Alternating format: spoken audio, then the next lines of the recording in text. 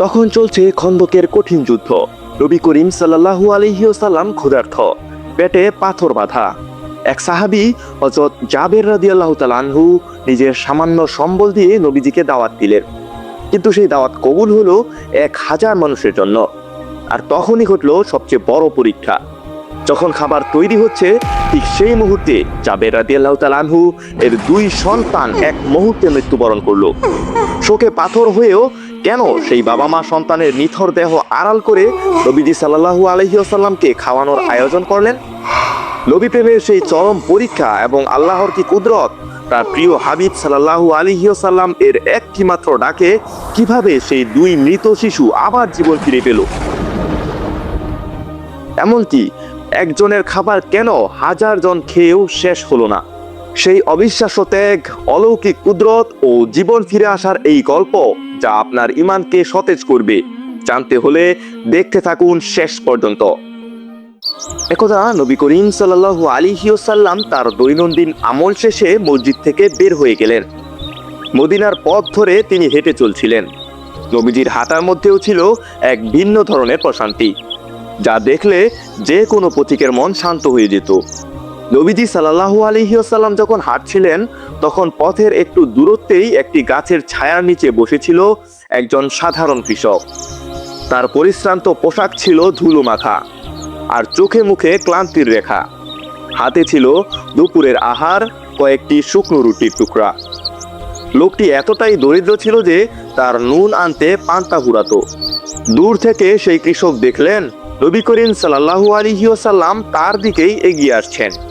নবীজিকে দেখে তার হৃদয়ে এক অজানা আনন্দের ঢেউ উঠল। তিনি মনে মনে ভাবলেন, আমি যদি নবী করিম সাল্লাল্লাহু আলাইহি ওয়াসাল্লামের খেদমত করতে পারি, তাহলে নিশ্চয়ই এর ভেতর অশেষ কল্যাণ নিহিত রয়েছে। কিন্তু তার মনে একটি দ্বিধা কাজ করছিল। আমি তো অনেক গরিব মানুষ, সামান্য একটু রুটি খাচ্ছি, তাও কোনো তরকারি ছাড়া। এত সামান্য দাওয়াত কি নবীজি কবুল করবেন? এমন 8-5 ভাবতে ভাবতেই নবী করিম সাল্লাল্লাহু আলাইহি ওয়াসাল্লাম সেখানে পৌঁছে গেলেন। সেই কৃষক তখন সম্মানের জন্য দাঁড়িয়ে গেলেন এবং নবীজিকে সালাম জানালেন। কৃষকটি কাকুতি মিনতি স্বরে বলতে লাগলেন, ইয়া রাসূলুল্লাহ, আমি গরিব মানুষ, এই সামান্য খাদ্যই আমার রিজিকে আছে। দয়া করে আপনি আমার সাথে বসুন এবং একসাথে খান। জানি না এত সামান্য দাওয়াত আপনি কবুল করবেন কিনা, কিন্তু আপনি যদি আমার দাওয়াত গ্রহণ করেন, তাহলে আমি নিজেকে অনেক ভাগ্যবান মনে করব। নবী করিম সাল্লাল্লাহু আলাইহি ওয়াসাল্লাম তার কথার মর্ম বুঝে ফেললেন। তখন তিনি একটু মুচকি হেসে বললেন, হে আল্লাহর বান্দা, তুমি আমাকে দাওয়াত দিয়েছো আর আমি ফিরিয়ে দেব? এটা কিভাবে সম্ভব?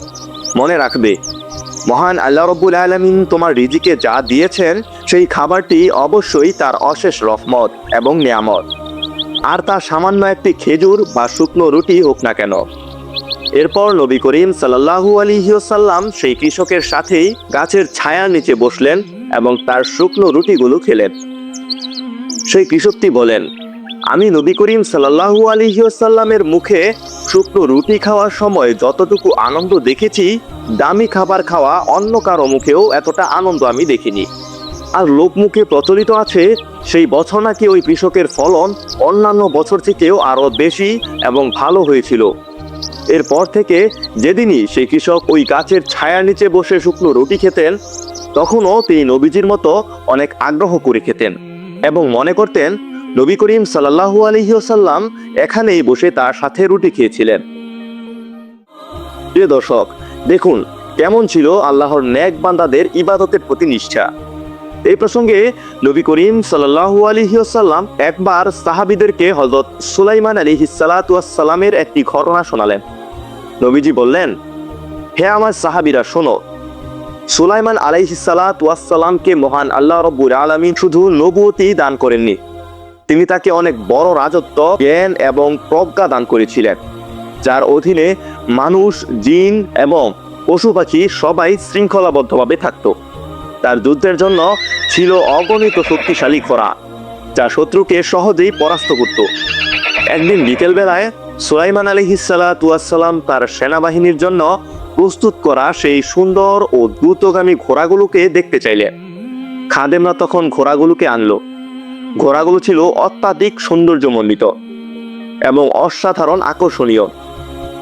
সুলাইমান আলাইহিস সালাতু ওয়াস সালাম ঘোড়াগুলোকে পরিদর্শন করতে করতে এতটাই মগ্ন হয়ে গেলেন যে সূর্য অস্তমিত হয়ে গেল। তিনি খবরও পেলেন না।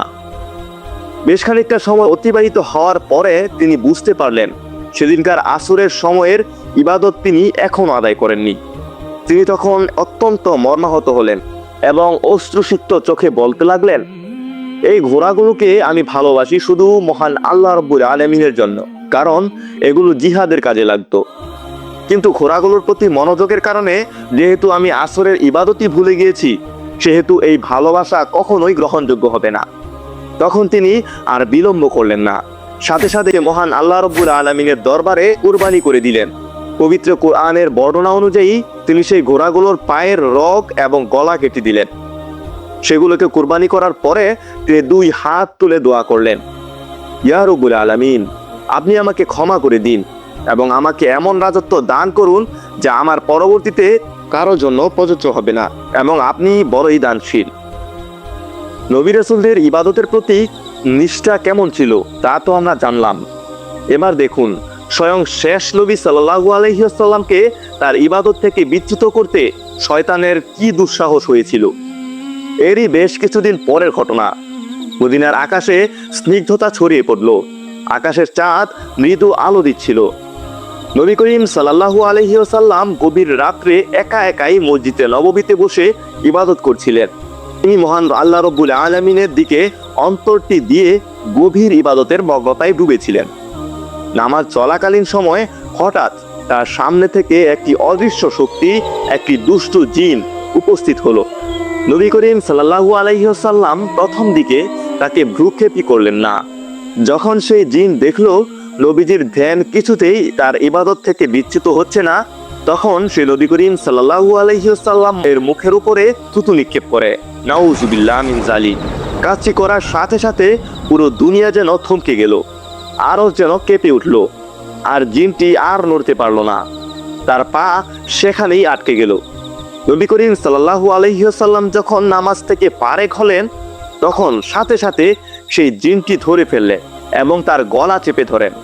নবীজির ইচ্ছা ছিল তাকে মসজিদের স্তম্ভের সাথে বেঁধে রাখবেন, যেন ফজরের নামাজের সময় সকল মুসলমান তাকে দেখতে পারে এবং মদিনার শিশুরা যেন তাকে নিয়ে খেলা করে। কিন্তু তৎক্ষণাৎই তার মনে পড়ে গেল হযরত সুলাইমান আলাইহিস সালাতু ওয়াস সালামের সেই দোয়ার কথা, যেখানে তিনি আল্লাহর কাছে এমন রাজত্ব চেয়েছিলেন যা তার পরে আর কাউকেই দেওয়া হবে না, যার মধ্যে জিন জাতিকে বশীকরণ ক্ষমতাও ছিল। তখন নবী করিম সাল্লাল্লাহু আলাইহি ওয়াসাল্লাম সেই দুষ্ট শয়তানটিকে ধিক্কার দিয়ে বললেন, আল্লাহর কসম, সুলাইমান আলাইহিস সালাতু ওয়াস সালাম যদি মহান আল্লাহ রাব্বুল আলামিনের কাছে প্রার্থনা না করতেন, তাহলে আজকে তোমাকে মসজিদের স্তম্ভের সাথে বেঁধে রাখতাম। এই বলে তিনি সেই দুষ্ট জিনটিকে সেখান থেকে তাড়িয়ে দেন। ফজরের নামাজের সময় নবীজি সাল্লাল্লাহু আলাইহি ওয়াসাল্লাম এই ঘটনাটি মুসল্লিদের কাছে খুলে বললেন। তখন এটাও বললেন, আমি যখন শয়তানের গলা চেপে ধরেছিলাম, তখন তার জিহ্বার শীতলতা আমার হাতে অনুভব করছিলাম। মদিনার আকাশটি সেদিন যেন একটু বেশি ভারী আর ধূসর। একদিকে শত্রুদের বিশাল বাহিনী মদিনা অবরোধের জন্য আসছে, অন্যদিকে রাসূলুল্লাহ সাল্লাল্লাহু আলাইহি ওয়াসাল্লামের নির্দেশে সকল সাহাবী কাঁধে কাঁধ মিলিয়ে মদিনাকে রক্ষার জন্য বিশাল খন্দক খনন করছেন। দিন রাত চলছে এই কঠিন কাজ। কাজ করতে করতে হঠাৎ এক জায়গায় দেখা দিল এক শক্ত পাথর। কোদাল বা শাবাল দিয়ে তা ভাঙা অসম্ভব। লোকেরা রাসূলুল্লাহ সাল্লাল্লাহু আলাইহি ওয়াসাল্লামের কাছে এসে বলল, হে আল্লাহর নবী, পরীক্ষা খননের সময় একটি শক্ত পাথর বেঁধে গেছে। তখন নবী করিম সাল্লাল্লাহু আলাইহি ওয়াসাল্লাম বললেন, আচ্ছা, আমি নিজেই খন্দকের মধ্যে নামবো। প্রিয় দর্শক, আমাদের নবীজি তখন কয়েকদিনের অনাহারী। শুধু তিনি নন, পরীক্ষা খননকারীরাও প্রায় 3 দিন পর্যন্ত কিছুই খেতে পারেননি। ক্ষুধা ও ক্লান্তিতে তারা দুর্বল। বিশ্বনবী হযরত মুহাম্মদ সাল্লাল্লাহু আলাইহি ওয়াসাল্লামের পেটে ক্ষুধার তীব্রতা কমাতে পাথর বাঁধা ছিল। এরপর রাসূলুল্লাহ সাল্লাল্লাহু আলাইহি ওয়াসাল্লাম একটি কোদাল হাতে নিয়ে পাথরটির উপর বিস্ময়কর শক্তিতে আঘাত করলেন। আল্লাহর কি কুদরত! সাথে সাথে পাথরটি চূর্ণ বিচূর্ণ হয়ে বালুকণায় পরিণত হয়ে গেল। নবীজির এই অলৌকিক ক্ষমতা দেখে সাহাবীদের অন্তরে নতুন করে সাহস ও বিশ্বাস জেগে উঠল। নবীজির এই ক্ষুধার্ত এবং পেটে পাথর বাঁধা অবস্থা দেখে আমাদের প্রিয় সাহাবী হযরত জাবের রাদিয়াল্লাহু তাআলা আনহুর মন কেঁদে উঠল। তিনি ভাবলেন, আমি কি আল্লাহর প্রিয় হাবিবকে এমন কষ্ট সহ্য করতে দেব? তখনই তিনি মনস্থির করলেন যে আজ যে কোনো মূল্যেই হোক আল্লাহর নবীকে তার বাড়িতে খাবার খাওয়ানোর জন্য দাওয়াত করবেন। তিনি বাড়িতে ফিরে তার স্ত্রীকে বললেন, তোমার কাছে খাওয়ানোর জন্য কিছু আছে? রাসূলুল্লাহ সাল্লাল্লাহু আলাইহি ওয়াসাল্লামকে ভীষণ ক্ষুধার্ত অবস্থায় দেখলাম। এই অবস্থা দেখে আমি আর সহ্য করতে পারছি না, তাই সিদ্ধান্ত নিয়েছি রাসূলুল্লাহ সাল্লাল্লাহু আলাইহি ওয়াসাল্লামকে এক বেলা খাবার খাওয়াবো। জাবের রাদিয়াল্লাহু তাআলা আনহু এর স্ত্রী পাত্রে রাখা সামান্য পরিমাণ জব বের করে বললেন, এই জব ছাড়া ঘরে আর কিছুই নেই। জাবের রাদিয়াল্লাহু তাআলা আনহু স্ত্রীকে জবগুলো পিষে আটা প্রস্তুত করতে বললেন। রুটির ব্যবস্থা তো হলো, আর কি আছে? কিছুক্ষণ পরেই তার মনে পড়ল তাদের একটি মোটা তাজা বকরির বাচ্চা আছে। এই ভেবে তিনি নিশ্চিন্ত হলেন। সাথে সাথে এক দৌড়ে তিনি নবী করিম সাল্লাল্লাহু আলাইহি ওয়াসাল্লামের কাছে উপস্থিত হলেন এবং সালাম দিয়ে চুপি চুপি বললেন, ইয়া রাসূলুল্লাহ, আমি তো গরিব মানুষ, কিন্তু আমার বহুদিনের বাসনা আপনাকে একবেলা আমার বাড়িতে দাওয়াত করে খাওয়াবো। আপনি যদি আমার দাওয়াত কবুল করেন। নবী করিম সাল্লাল্লাহু আলাইহি ওয়াসাল্লাম জাবের রাদিয়াল্লাহু তাআলা আনহুর এই আন্তরিক ভালোবাসা বুঝতে পারলেন, কিন্তু তিনি যা করলেন তা ছিল আরো বিস্ময়কর। রাসূলুল্লাহ সাল্লাল্লাহু আলাইহি ওয়াসাল্লাম উচ্চস্বরে সকল সাহাবীকে উদ্দেশ্য করে বললেন, শোনো হে সাহাবীরা, তোমরা সকলেই শোনো। আজকে আমার জাবের আমাদের সকলকে তার বাড়িতে খাবার খাওয়ার জন্য দাওয়াত করেছেন। আমি দাওয়াত কবুল করেছি। তোমরা সকলে জলদি করে কাজ সেরে নাও। আজকে আমরা সকলে জোহরের নামাজ বাদে জাবেরের বাড়িতে যাব খাবার খাওয়ার জন্য। এই কথা শুনে জাবের রাদিয়াল্লাহু তাআলা আনহু খুশিতে আত্মহারা হয়ে গেলেন, কিন্তু পরক্ষণেই তার মনে আতঙ্ক জাগলো। প্রায় 400 থেকে 1000 জন সাহাবী, এত মানুষের খাবার কোথায় পাবো? জাবের রাদিয়াল্লাহু তাআলা আনহু ঝড়ের গতিতে আবারও নবী করিম সাল্লাল্লাহু আলাইহি ওয়াসাল্লাম এর কাছে এসে বিনীতভাবে আরজি করলেন, ইয়া রাসূলুল্লাহ, আমি তো ভেবেছিলাম আপনি মাত্র কয়েকজন সাহাবী নিয়ে আসবেন। এখন এত মানুষ, আমার তো পর্যাপ্ত খাদ্য নেই, এখন কি করব? তখন বিশ্বনবী হযরত মুহাম্মদ সাল্লাল্লাহু আলাইহি ওয়াসাল্লাম মৃদু হেসে বললেন, হে জাবের, খানার বরকত দান করেন আল্লাহ। তুমি কোনো চিন্তা করো না, তুমি গৃহে ফিরে যাও এবং খানার আয়োজন করো। এরপর তিনি নির্দেশ দিলেন, তুমি যখন গোশত রান্না করবে তখন হাড়ির ঢাকনা দিয়ে ঢেকে রাখবে এবং রুটির খামিও ঢাকনা দিয়ে ঢেকে রেখে দিও। আমি না আসা পর্যন্ত উভয় পাত্রের ঢাকনা খুলবে না। নবীজির এই আশ্বাসে জাবের রাদিয়াল্লাহু তাআলা আনহু অত্যন্ত খুশি ও শান্ত মনে বাড়ি ফিরে এলেন। বাড়িতে এসে জাবের রাদিয়াল্লাহু তাআলা আনহু বকরির বাচ্চাটি জবাই করে গোশত চড়ালেন। তার বড় ছেলের নাম আব্দুল্লাহ, 8 থেকে 9 বছরের বালক। এদিকে জাবের রাদিয়াল্লাহু তাআলা আনহুর ছোট ছেলেটি ঘুম থেকে জেগে তার প্রিয় বকরির বাচ্চাটিকে খুঁজতে শুরু করলো। সে তার বড় ভাই আব্দুল্লাহকে জিজ্ঞেস করলো। আব্দুল্লাহ সরলভাবে তাকে জবাইয়ের স্থানটি দেখালো। ছোট্ট শিশুটিকে তখন অবোধ আব্দুল্লাহ বলল, তুমি দেখবে? তাহলে এখানে শুয়ে পড়ো। অবোধ আব্দুল্লাহ ছোট ভাইয়ের গলায় সজোরে ছুরি চালিয়ে দিতেই ছোট ভাইয়ের গলা কেটে গেল। তার ছোট্ট দেহটি ধুলার বুকে ছটফট করতে লাগলো। এ দেখে আব্দুল্লাহ ভয়ে খেজুর গাছের মাথায় লুকিয়ে রইল। জাবের রাদিয়াল্লাহু তাআলা আনহু এসে দেখেন তার ছোট্ট সোনামণি ধুলার বুকে চির শান্তিতে শুয়ে আছে। তার বুঝতে বাকি রইল না কি ঘটেছে। তিনি আদরের মানিককে বুকে জড়িয়ে ধরে কান্নায় ভেঙে পড়লেন। তবে নবী প্রেমের এই কঠিন পরীক্ষায় উত্তীর্ণ হতে হবে। তিনি নিজেকে সামলে নিয়ে কান্না জড়িত কণ্ঠে বিবিকে বোঝালেন, বিবি গো, সবুর করো, ধৈর্য ধরো, একটু কাঁদবে না। আজ রাসূলুল্লাহ সাল্লাল্লাহু আলাইহি ওয়াসাল্লাম আমাদের বাড়িতে আসবেন। তিনি এসে যদি আমাদের কান্না ভরা চেহারা দেখেন তখন তিনি কারণ জানতে চাইবেন। আমরা রাসূলকে আমাদের প্রাণের চেয়েও বেশি ভালোবাসি। আমরা কষ্ট পাই, তাতে দুঃখ নেই, কিন্তু আমাদের রাসূলের মনে আমরা কোনো কষ্ট দিতে পারবো না। বিবিকে সান্ত্বনা দিয়ে তিনি ছোট্ট শিশুটিকে কম্বল দিয়ে ঢেকে রান্নাঘরের পিছনে শুইয়ে রাখলেন। এরপর বড় ছেলে আব্দুল্লাহকে খুঁজতে গিয়ে দেখলেন সে খেজুর গাছ থেকে নামার সময় পা ফসকে মাটিতে পড়ে প্রচণ্ড আঘাত পেয়েছে এবং ততক্ষণে তার প্রাণ পাখিটাও উড়ে গেছে। জাবের রাদিয়াল্লাহু তাআলা আনহু এর কি কান্না! মাত্র কয়েক মুহূর্তের ব্যবধানে অতি আদরের দুইটি বুকের মানিক তাদের ছেড়ে চলে গেল। আমারও নিজেকে স্থির করলেন। তিনি বড় ছেলেটিকে নিয়ে ছোটটির পাশে শুইয়ে কম্বল দিয়ে ঢেকে দিলেন। এই যেন ধৈর্য ও নবী প্রেমের এক জীবন্ত ইতিহাস। জাবের রাদিয়াল্লাহু তাআলা আনহু বাইরের দিকে তাকিয়ে দেখলেন আল্লাহর রাসূল সাহাবীদের লম্বা কাফেলা নিয়ে আসছেন। তিনি দৌড়ে গিয়ে আহলান সাহলান ইয়া রাসূলুল্লাহ বলে নবীজিকে স্বাগত জানালেন। নবীজিকে ঘরে নিয়ে আসার সময় যখন তার এক পা ঘরের ভিতরে আর এক পা বাহিরে, ঠিক সেই সময় আল্লাহর হুকুমে ফেরেশতা জিবরাইল আলাইহিস সালাম সেখানে আগমন করলেন। তিনি রাসূল সাল্লাল্লাহু আলাইহি ওয়াসাল্লামকে সালাম দিয়ে বললেন, হে আল্লাহর রাসূল, আল্লাহ পাক আপনাকে বলেছেন আপনি যেন জাবেরের দুই সন্তানকে নিয়ে একসাথে বসে খাবার গ্রহণ করেন। রাসূলুল্লাহ সাল্লাল্লাহু আলাইহি ওয়াসাল্লাম জিবরাইল আলাইহিস সালামের কথা শুনে ঘরের মধ্যে প্রবেশ না করেই জাবের রাদিয়াল্লাহু তাআলা আনহুকে বললেন, জাবের, তোমার তো দুটি ছেলে সন্তান আছে, তারা কোথায়? তুমি তাদেরকে ডাকো, আমরা একসাথে বসে খাবার খাবো।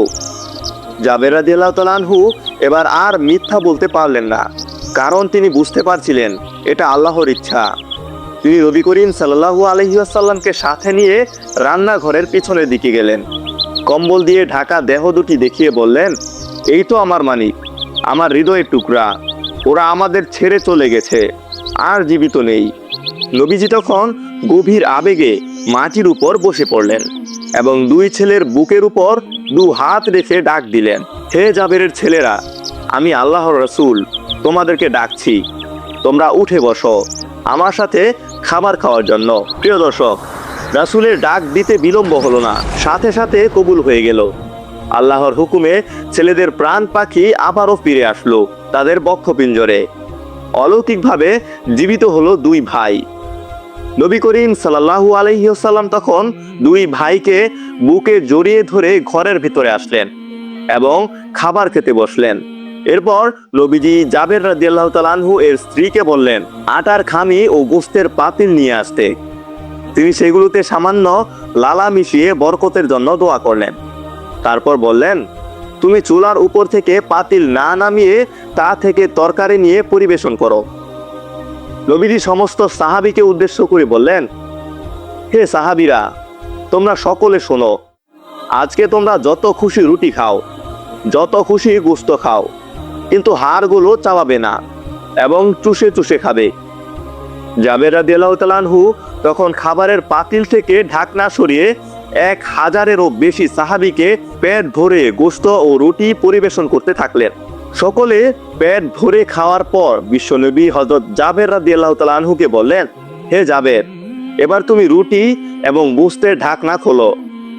হযরত জাবের রাদিয়াল্লাহু তাআলা আনহু ঢাকনা খুলতেই দেখলেন পূর্বের ন্যায় সমস্ত গোশতগুলো ব্যাগের মধ্যেই বিদ্যমান রয়েছে, এক টুকরো গোশত কমে যায়নি এবং রুটিগুলো পূর্বের মতোই রয়ে গেছে। সুবহানাল্লাহ।